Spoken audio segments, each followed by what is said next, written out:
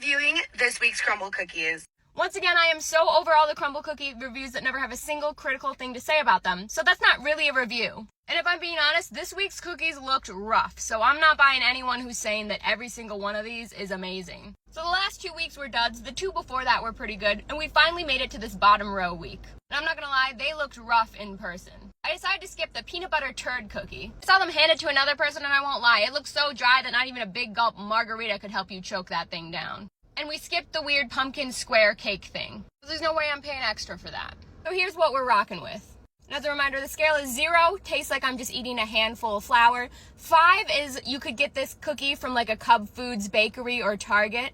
And 10 is peak delicious, oh my gosh, you got this from a bakery cookie. Let's start with the s'mores one because it looks interesting.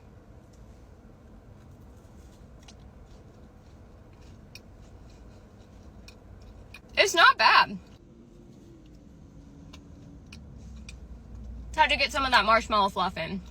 I don't know if I'd say it tastes like s'mores, but it's pretty delicious. It's chocolatey, but not too chocolate, and it's very moist. Honestly, 7 or 8 out of 10. I do wish it had a little bit more flavor. Next is the oatmeal cookie. I won't lie, I was most excited for this one, so.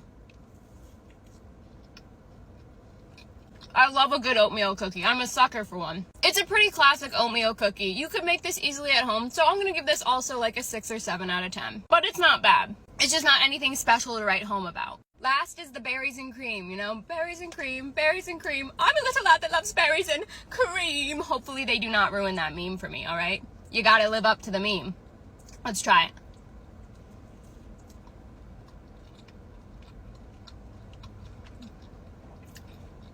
The only thing in this cookie that has flavor is the jam, and it tastes like a store-bought, like, grape Welch's jam, which is not what you want from a gourmet cookie.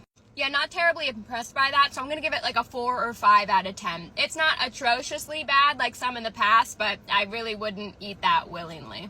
Alright, the first 2 surprised us this week, but none of them were really anything I was super excited about, so I'd say this is maybe a skip week, but if you want a treat, sure.